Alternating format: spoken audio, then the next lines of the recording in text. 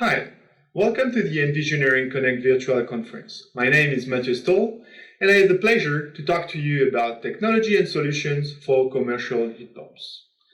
I'm located in Lyon, France, at Danfoss Commercial Compressor headquarters, and I've been in the HVAC industry for over 15 years.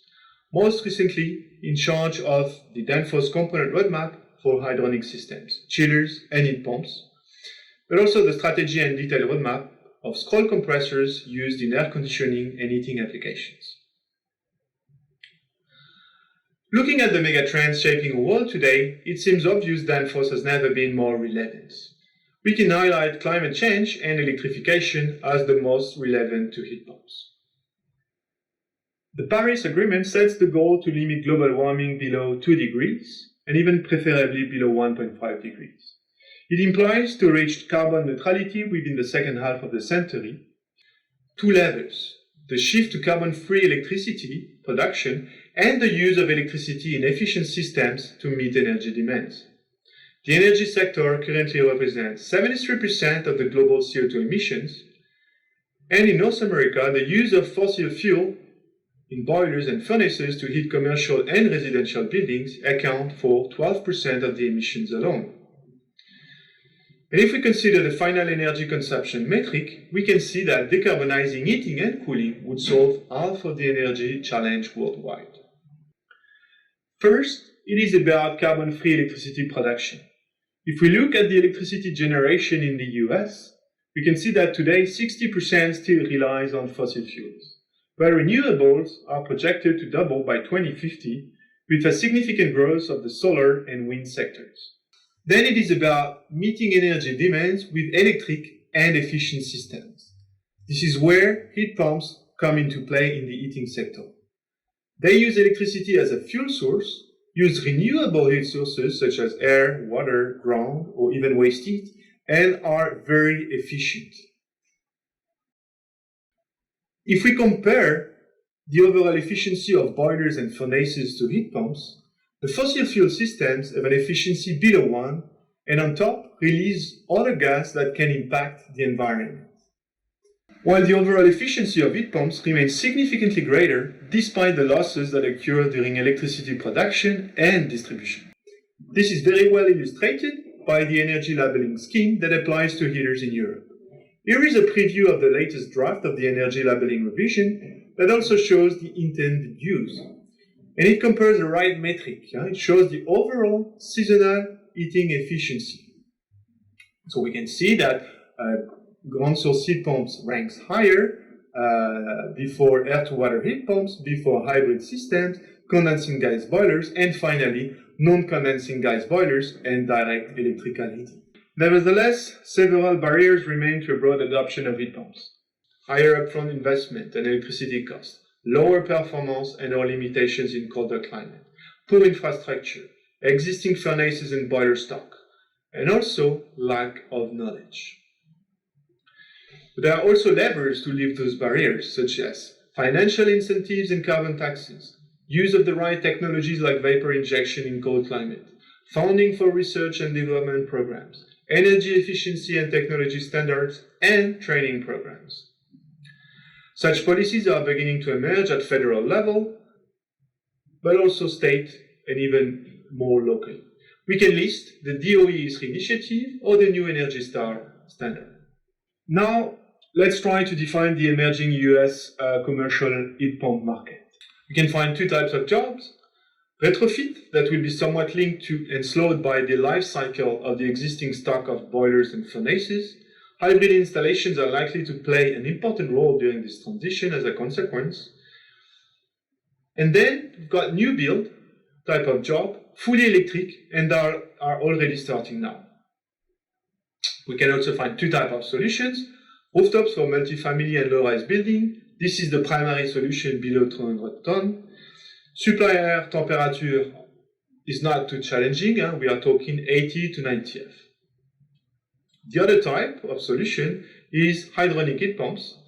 On top of space heating, those may also cover domestic hot water needs, and we will find them in medium to high-rise buildings. In retrofit jobs, the supply water temp can reach as high as 160 F, if not 180 F, as per original boiler specifications. In such cases, the installation may require a hybrid setup where the existing boiler acts as the supplemental heater. In new build, the temperature can vary from 100 to 140 F based on the architecture that was selected. It could be floor heating, fan coils, sets. Finally, VRF can also act as heat pumps, but they have been intentionally left out of this presentation.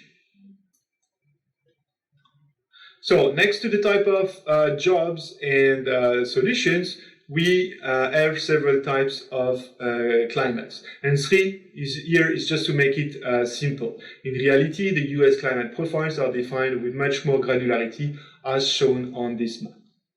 So to the north, we've got very cold regions, the northern states of the US plus Canada, where the heating needs are significantly higher than the cooling needs. In the centered, cold and mixed regions, where those loads are about equal, and finally to the south, hot climate regions where cooling needs exceed heating needs. As a result, and in terms of system requirements, the need for a standard reversible system or an optimized heat pump can be summarized as shown in the bottom right table, both for rooftops and air-to-water heat pumps.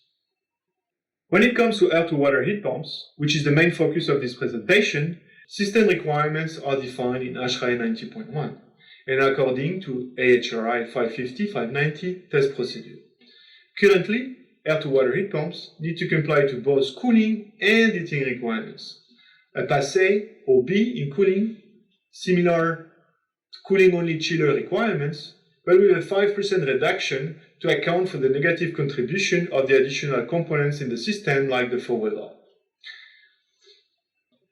Next to that, in heating, this system needs to comply to a minimum efficiency at two rating points, 47 and 17 F dry bulb outdoor air temperature. To be noted that a working group is currently evaluating how to better test those heat pumps. A further revision of AHRI 550-590 could introduce an IPLV heating or SCOP similar to what is already done in Europe or China. From a Danfoss perspective and component requirements, most of our portfolio, heat exchanger line components and sensors, apply just as well to standard reversible systems or optimized heat pumps. On the other hand, high supply temperature and or low ambient regions will require compressors that can offer a much broader operating envelope and will call for specific compressors with vapor injection and economizer architecture. Danfoss is well known for its extensive component portfolio, fixed speed and variable speed scrolls, braze plate heat exchangers, microchannel heat exchanger, even though they do not really apply to heat pumps, line components, controls and sensors, as well as variable frequency drives. When it comes to refrigerants, and by the time those heat pumps will be commercialized in North America, R410A will no longer be a refrigerant of choice. Most states will ban R410A for chillers and rooftops by 2024 and 2025 respectively, and that might even happen on federal level. As a result, we can focus on two avenues, either R454B as displayed here. All of the R454B components are also R410A and offer the same capabilities. Or R32, as shown on this next slide, and as many of you already know, R32 is a good refrigerant, but with a significant drawback when it comes to heat pump. The higher discharge gas temperature limits the operating map of standard compressors and must be dealt with in the design to overcome this limitation. At Danfoss, this is a challenge that we were able to overcome, and we can proudly say that our R32 fixed-speed scrolls are fully suited to standard reversible systems. All of these components, be it for R454B or R32, are available today. In order to meet the challenge of low ambient and or high supply temperature in North America, Danfoss is launching a new product development for heating optimized scrolls with vapor injection. A full range and typical range of commercial scrolls. Two platforms, medium from 7.5 to 15 ton and large from 20 to 40 ton with vapor injection. To better support our customer, we will not stop there, but we will also develop the additional control logics and electronics, as well as the entire economizer subsystem solution. The subsystem solution could even turn into a sub-assembly by Danfoss in order not to disturb current assembly lines up to our customers. And Danfoss is much more than a component supplier.